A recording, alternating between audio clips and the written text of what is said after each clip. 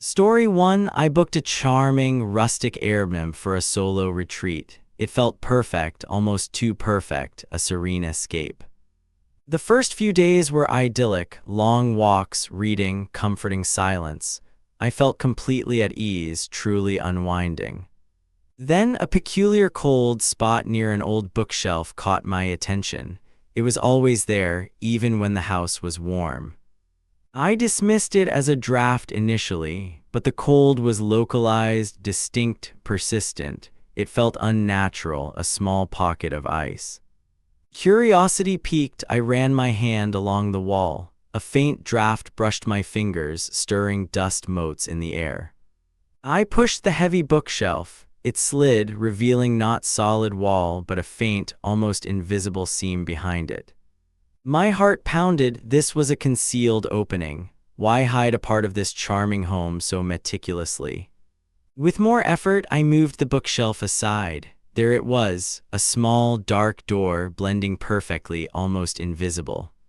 No handle, no obvious hinges, just a faint outline. I ran fingers over cold, rough wood. A shiver ran down my spine. I found a tiny, hidden latch. With a click, the door slowly swung inward, revealing a void of absolute darkness. A wave of stagnant, musty air hit me. It smelled of old paper, dust, and something metallic like rust. I grabbed my phone. Its flashlight beam cut through gloom, revealing a small, windowless room, utterly forgotten. Curiosity, a dangerous companion, urged me forward. Instinct screamed caution, but the mystery was too compelling. I stepped inside. The door creaked faintly behind me. I left it slightly ajar, a small reassurance, a connection to the familiar world. The air was heavy, suffocating. My flashlight danced across walls, revealing strange, unsettling symbols in dark pigment. They looked ancient, ritualistic, geometric shapes intertwined with crude, elongated stick figures, disturbing. Bundles of brittle, dried herbs hung from the ceiling. Sage, rosemary, unfamiliar plants swayed slightly. The floor was bare concrete. In the center sat an ominous wooden box, old, dark, with a rusted iron clasp. My heart hammered. This wasn't storage. This was a place of ritual. Cold dread seeped into my bones.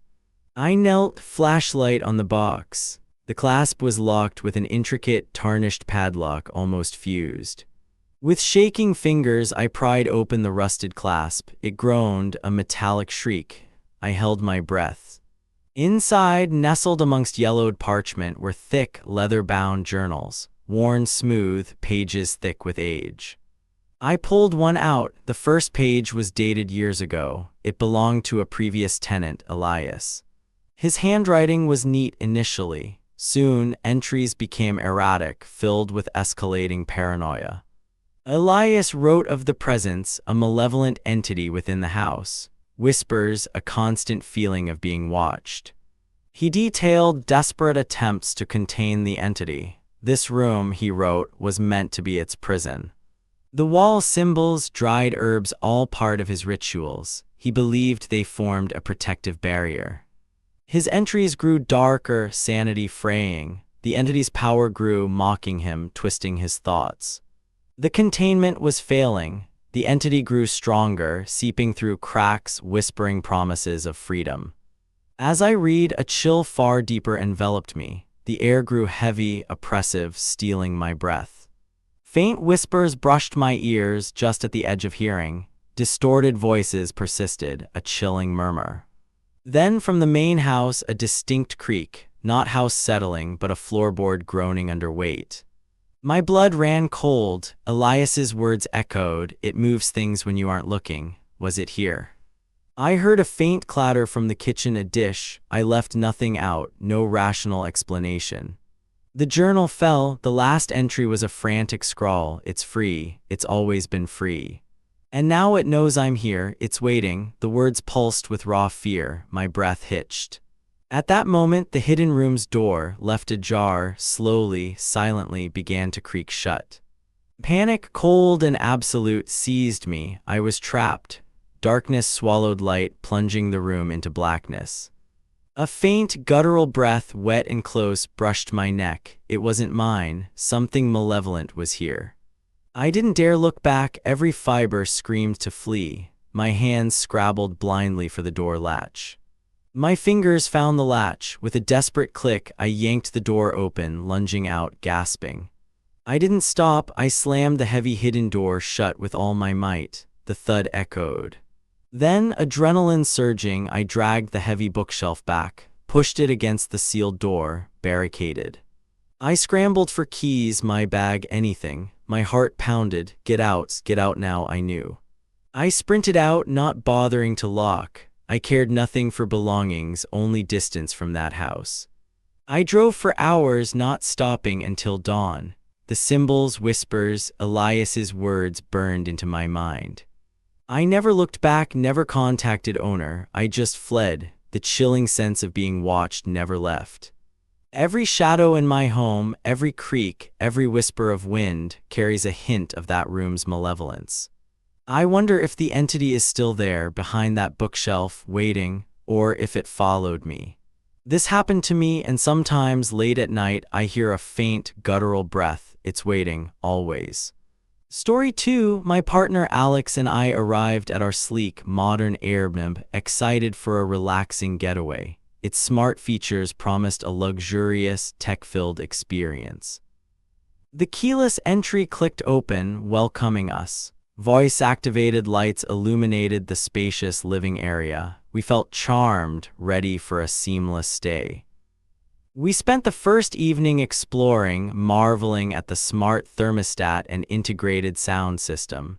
This truly felt like a home of the future. The convenience was immediate. Lights on, I'd say, and the room would glow. Music, please, and soft jazz would fill the air. Utter bliss. Settling in, we unpacked, feeling completely at ease. The minimalist design and integrated tech created a perfect, serene environment. That night, the first subtle glitch occurred. The smart lights in the living room flickered just for a second, then stabilized. We dismissed it as a minor tech quirk.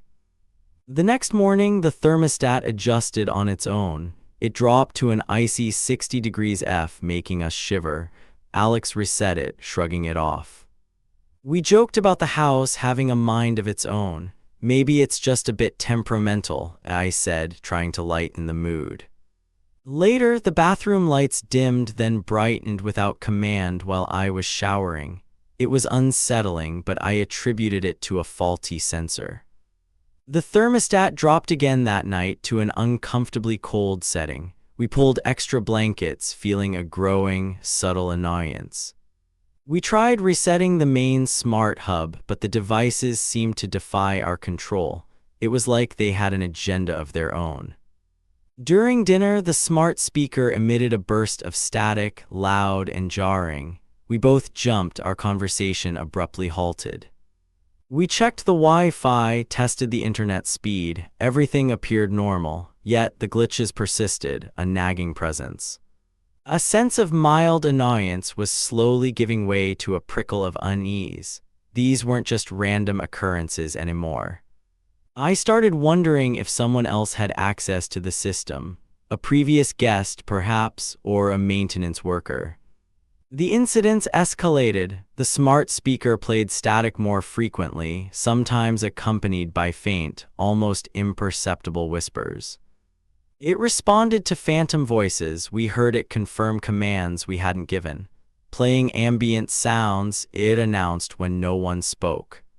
One afternoon, a distinct click echoed through the quiet apartment. The front door's smart lock audibly disengaged.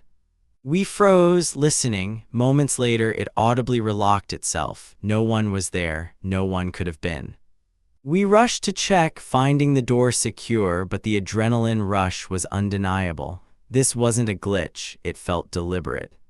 A prickle of genuine fear began to spread. The feeling of being watched intensified with each bizarre incident.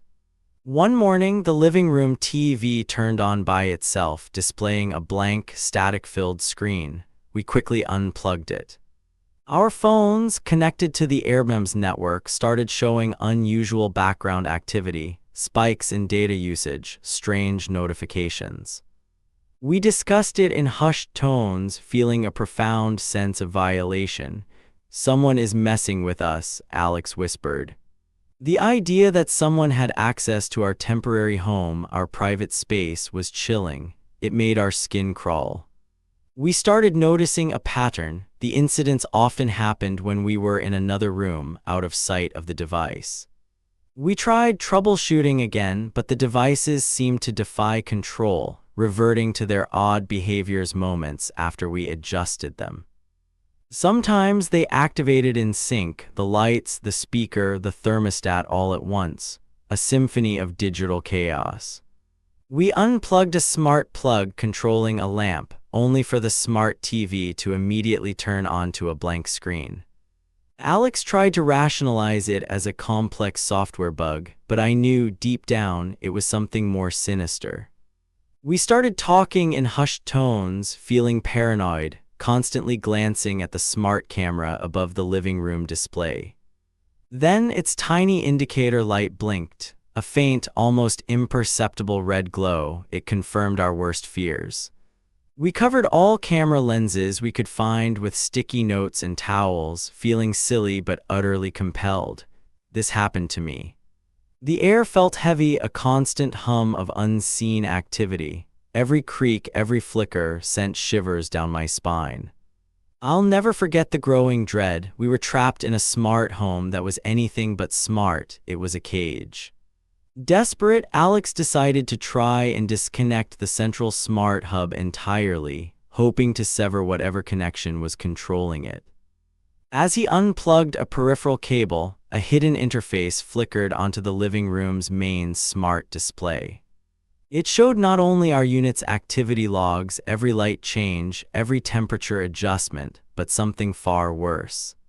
Encrypted feeds from other Airbnb properties. A chilling realization began to dawn on us. A map displayed on the screen showing multiple glowing dots across the city, each an active Airbnb unit, each connected. We saw live camera feeds, blurred but identifiable as other rentals. People unknowingly living their lives being watched. This wasn't just our unit, this was a vast, sinister surveillance network, our privacy and countless others utterly stripped. The sheer scale of it was terrifying. A cold, hard dread gripped us, replacing all previous fear. We scrolled through logs detailing our movements, our conversations, every private moment recorded, every word captured. Confirmation we had been watched and recorded all along, an unseen entity orchestrating this digital nightmare. Adrenaline coursed through us. We were no longer guests, we were unwilling participants in a twisted experiment. Shaken to our core, we barely packed. We grabbed essentials, our minds reeling, and fled the Airbnb. We ran out into the night, leaving the smart home behind, but knowing we carried its horror with us. Our attempts to report it were met with dismissive corporate responses, technical glitches, they claimed. We were left with profound vulnerability. We are permanently paranoid about smart technology, forever wondering if the network is still watching, if others are unknowingly trapped within its digital web. Story 3: I'm a meticulous Airbnb cleaner. This Tuesday, Unit 4B felt off. An unsettling quiet hung in the air from the moment I unlocked the door. I've cleaned hundreds. This feeling was different, not dirt but palpable stillness. Heavy air, hair stood up. I couldn't shake this unease.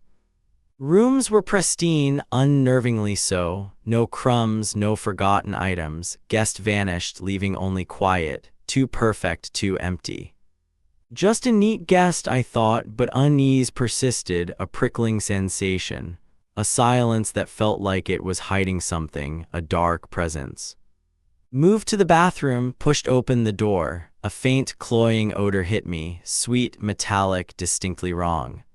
Not mold or cleaner, organic, artificial, disguised, flicked on light. Bathroom looked spotless, but odor intensified here. Eyes scanned, all clean, then I saw it, clinging to shower drain, dark, jelly-like residue. This is where it began. My stomach turned different, too uniform, organic, peculiar sheen, biological consistency. Purplish black, it looked alive. Meticulous nature kicked in, grabbed gloves, scraper, flashlight, must know, couldn't just wipe it away. Residue felt firm yet yielding, peeled in chunks, left faint stain, odor intensified, more pungent, my head ached. Removed drain cover, darkness deeper, swallowing light, smell strongest here from pipe's depths, something waited. Shined flashlight into pipe, not water or mold, deeper in, something pulsing faintly, a grotesque, organic mass. Shifted and writhed imperceptibly, dark, bulbous form alive, blood ran cold, not a clog, a biological horror. Disgust warred with morbid fascination. Instinct screamed to run, but compulsion urged me to understand. What was this? Shaky breath, hands clammy, reached for drain snake, a tool for the unknown. I had to know more. Caution, extended snake made contact, subtle resistance, then it recoiled, a distinct living reaction. Not just residue, a bizarre, self-contained organism embedded in plumbing. Realization hit. Someone cultivated this. Sickly sweet aroma intensified, lightheaded, pulled snake out slowly, mass still pulsating, grotesque heartbeat in darkness. No cleaning job, crime scene, guest wasn't just staying, doing unspeakable things. Cold dread settled deep. Who was this guest? What were they doing? Questions swirled, terrifying. I needed answers, a desperate need. Gut feeling, began forensic search. Every drawer, cabinet, hidden nook. Cleaning became investigation, started kitchen. Under sink, behind appliances, nothing, usual supplies, guest too careful. Bedroom next, still no trace. Every surface wiped clean, a ghost's room devoid of touch. Then living room, a small detail caught my eye. Faint scratch on polished floor near corner cabinet, too small for others but my eyes saw imperfections. Knelt, tracing scratch, not random, something heavy dragged. What was hidden in this perfectly clean unit? Pulled cabinet away, behind dust, but one spot, faint wall discoloration and a tiny crystalline shard. Picked up shard, translucent, iridescent, cold, hard, unnatural. My heart pounded. This was crucial evidence. Then I saw them, faint burn marks on baseboard, something hot placed repeatedly, sticky, dried residue. Not dust, evidence, residue felt like dried chemicals, burn marks deliberate, mind raced, piecing it together. It all clicked, drain residue, pulsing mass, hidden marks, guest cultivating something, sickening realization. Makeshift experiments, unspeakable work. Unit was a clandestine laboratory, horrors born here, chilling implications. Pulsating object, strange residue, all connected. Guest grew this biological horror here. I wanted to gag. Worst part, still alive, actively growing, living remnant of their work, festering in pipes, spreading unseen. Abomination expanding, pure terror, not just one drain, threat to entire building, uncontained, insidious. Imagined it creeping through pipes, reaching other units, bursting through, finding a way out, a festering evil. Hands trembled, who to call, management, police, how to explain a pulsating organism. It sounded insane. Couldn't leave it, responsibility demanded action, had to clear it, stop this horror growing beneath residents. Donned second gloves, bleach, drain cleaner, inadequate against unnatural but had to try, gruesome task. Pouring chemicals, scraping, flushing, mass resisted, dissolving slowly. Sickly odor, eyes watered, throat burned. Hours, fumes filled bathroom, drain clear, sterile porcelain remained, relief mixed with lingering trauma. Cleared it, but that writhing mass burned into my mind. Dark, living stain, I'll never unsee it. Every future cleaning, every drain, tainted, chilling knowledge, horrors exist, hidden in mundane corners, waiting. Growing beneath us, next door, my apartment, cold, insidious worm burrowing into my peace. World feels different, ordinary stained by extraordinary, unspeakable. airbnb units, thin veil over terror. Still clean Unit 4B, check drain obsessively, cold fear, spray extra disinfectant, kill what I can't see. Because I know what grows in dark, hidden places, cleared at once but not truly gone, some horrors wait. Horrors once glimpsed never leave, linger in shadows waiting to resurface, a constant gnawing dread.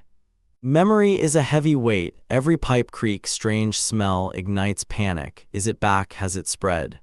Carrying stronger chemicals, powerful flashlight, always prepared for next discovery, next horror hiding. World isn't just clean or dirty, fragile surface beneath which terrors pulse, always looking, always fearing. Story 4, this happened to me. Liam, Chloe, Ben, and I found an impossibly cheap Airbnb. Remote, yes, but its charm won us over, dismissing isolation concerns. The price was unbelievable, a steal. We booked instantly, excited. No one questioned the suspiciously low cost, we just wanted a break. The drive was long through dense, winding forests. Unease grew as our GPS signal flickered and faded deeper into the wilderness. Finally, the house appeared, nestled amongst ancient trees. Rustic, inviting, but eerily quiet, a heavy hush hung in the air. We piled out, eager to explore. Crisp air, scent of pine, a perfect escape we thought, ignoring the subtle shiver down my spine. Inside, charming, antique furniture, cozy fireplace. It felt lived in, yet strangely empty, like occupants had just vanished. As we unpacked, I heard a faint whisper like rustling leaves. Inside, I dismissed it, just an old house settling. Later, a door creaked upstairs. No one was there. Liam joked about ghosts. We laughed, but the sound lingered, too loud. The house had an unnatural silence, not peaceful but heavy, watchful. Every small noise amplified, unnerving us all. Shadows deepened unnaturally. Air grew colder in spots despite the fire. The house felt subtly shifting around us. One night I woke feeling watched, heart pounded. Curtains closed before were parted, dark, endless forest outside. Chloe heard faint murmurs from empty rooms. Ben blamed wind, but her eyes held genuine fear, betraying her unease. The house groaned and shifted like it was breathing. We tried to ignore it, but growing unease was impossible to shake. This happened to me. I constantly looked over my shoulder. Charm was replaced by creeping dread. 2 days in, quirks turned sinister. Silence was no longer peaceful, it was oppressive, a suffocating blanket. Our cell service, always spotty, now vanished. No bars, no signal, we tried everywhere, nothing. Wi-Fi router blinked lifelessly, resetting failed. We were completely cut off, utterly isolated. No internet calls, texts, outside world ceased. Panic grew, our terrifying isolation was complete. The house actively severed our connections. Every attempt to reach out met dead air, dead screens. Landline was dead too. Fear tightened, not just remote, we were utterly trapped alone. Annoyance turned to fear. What if something happened? Who would know? Who would come for us? House's silence became our companion, humming, mocking our helplessness. I'll never forget that dread. Our unease intensified. Every creak, shadow felt menacing. Truly alone, at the mercy of this place. The house felt like a living entity, an ancient predator slowly closing its jaws, savoring its meal. Charming Airbnb was now a cage, remote location, a terrifying barrier. Getaway became nightmare. Liam, usually vibrant, withdrew, stared blankly at walls, eyes distant, seeing something we couldn't. Chloe developed nervous tics, picking cuticles till they bled. Cheerfulness vanished, replaced by constant anxiety. Ben grew irritable, paranoid, accused us of moving things, pacing, convinced something watched from trees.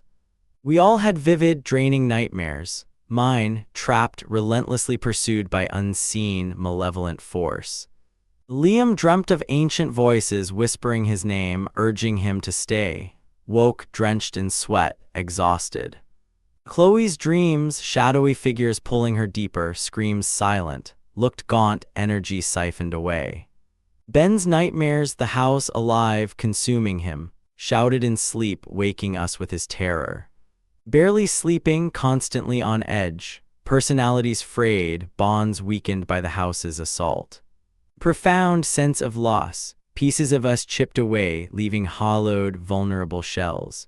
We weren't the same, house changed us, twisting us into fearful, fractured versions of ourselves. My car keys vanished from the hook, reappeared on the counter, a chilling game designed to unsettle.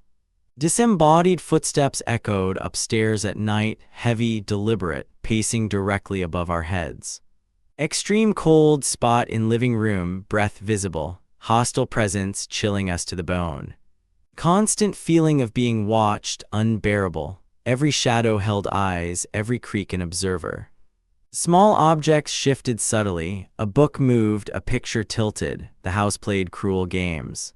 Then it hit me, the low price wasn't a deal, it was a terrifying rent. The house was parasitic. It preyed on us, siphoning energy, sanity, our very essence. This house demanded a far greater price. Our souls drained, leaving us depleted. Charming Airbnb, a monstrous trap consuming us from within. Horrifying realization, not guests, sustenance. Our vitality was the unpaid rent it collected.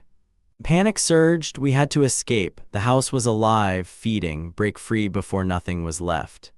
Desperate dash for the door, house resisted, doors slammed shut, blocking us, lights flickered violently.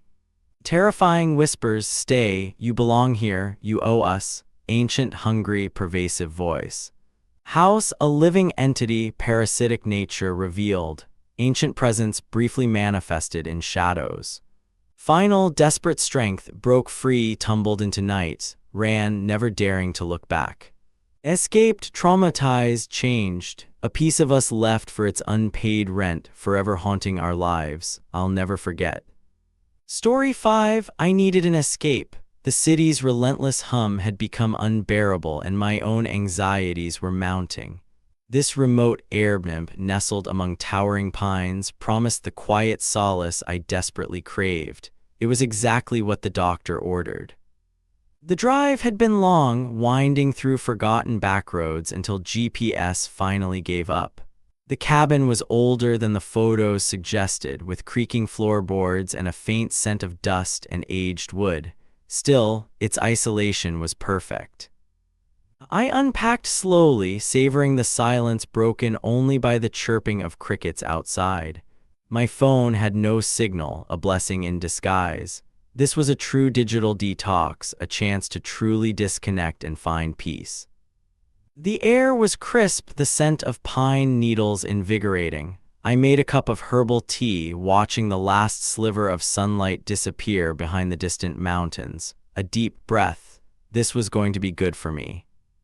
Later, as I was putting away a sweater, my hand brushed against something hard in the back of the closet. It was a small, dusty wooden box, half hidden beneath a forgotten blanket. It felt out of place.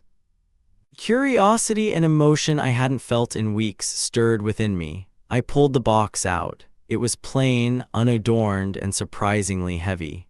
What forgotten treasures could be inside, left by a previous guest? I carried it to the bedside table, the wood feeling cool beneath my fingers. A faint, almost imperceptible scent of lavender and old paper emanated from it. I hesitated, feeling like I was intruding. With a soft click, the latch gave way. Inside, nestled on a bed of faded silk, were 3 items: a stack of sepia-toned photographs, a worn leather-bound diary, and a tarnished silver locket. They felt ancient. These weren't just forgotten items, they were fragments of a life, a personal history left behind. A strange, almost magnetic pull drew me to them. Who did they belong to? Why were they here? I picked up the photographs first. They depicted a young woman, perhaps in her early 20s, with striking, melancholic eyes. Her smile, when present, never quite reached them. A profound sadness clung to her image. Next, the diary. Its leather cover was smooth from years of handling, its pages yellowed and brittle. I opened it to a random entry, the cursive script elegant yet almost illegible in places.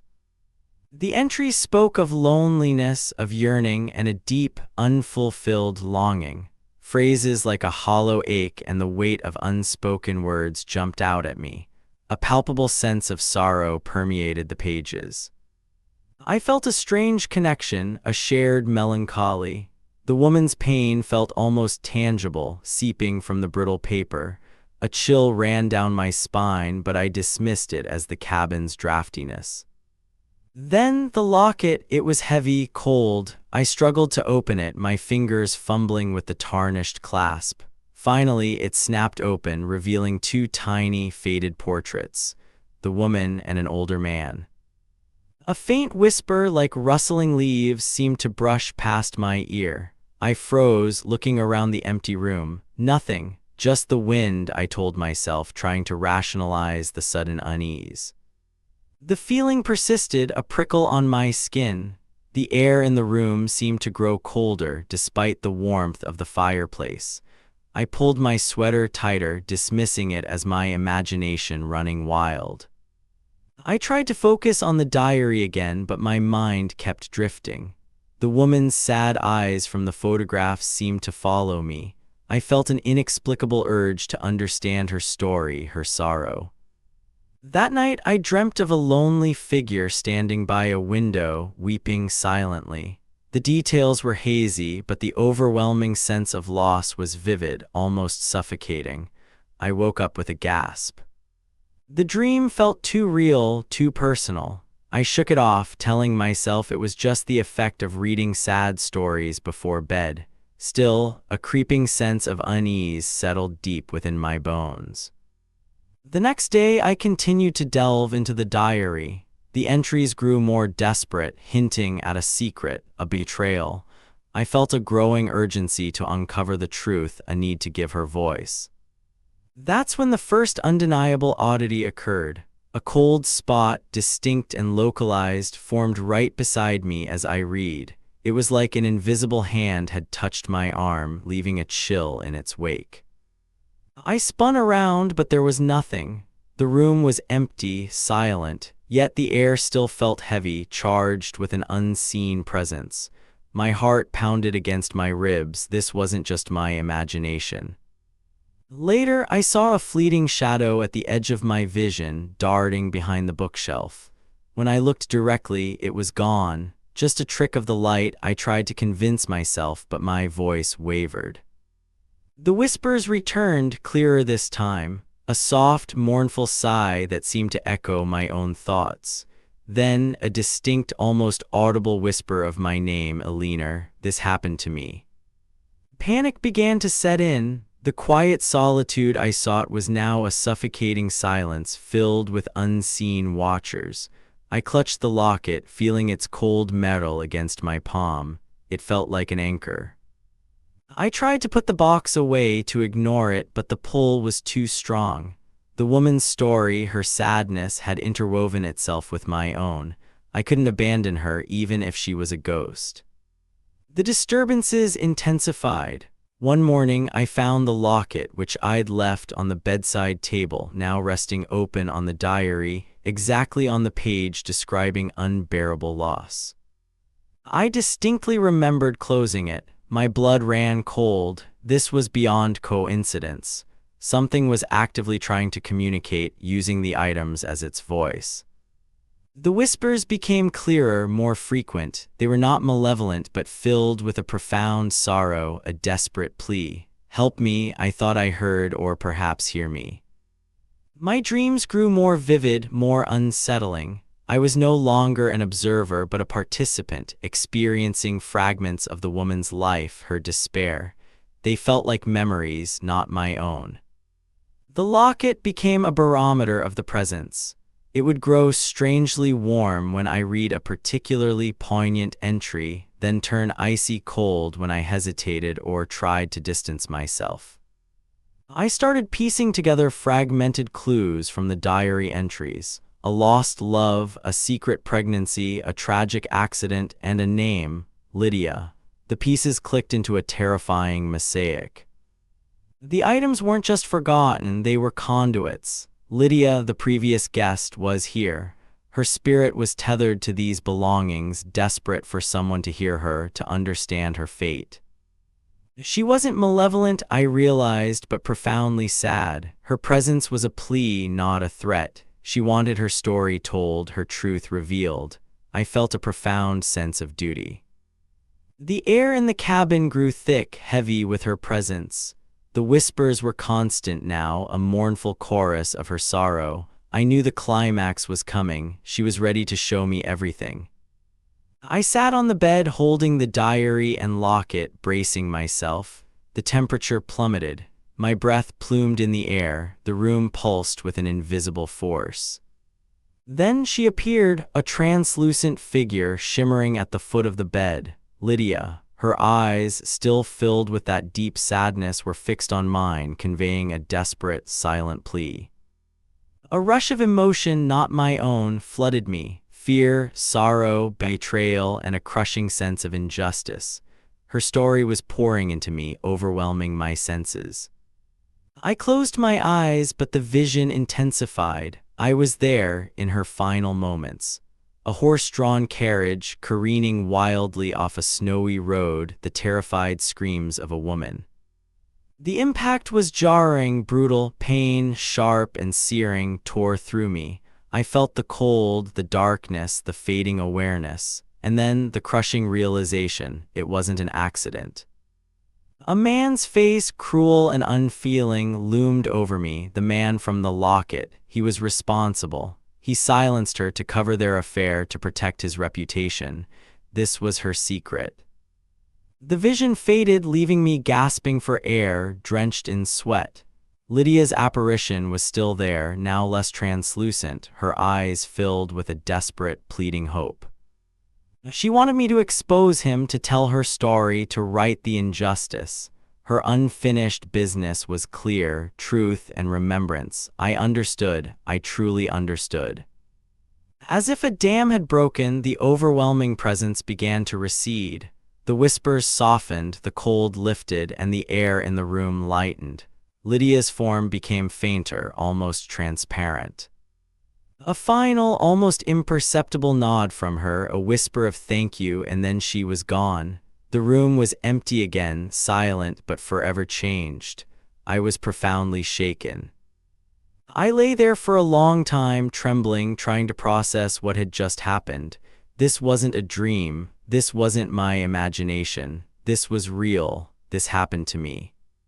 I never touched the box again. I placed it carefully back into the closet, exactly where I found it. The diary, photographs, and locket nestled inside. They were Lydia's. The quiet solace I sought was replaced by a lingering unease, a haunting question.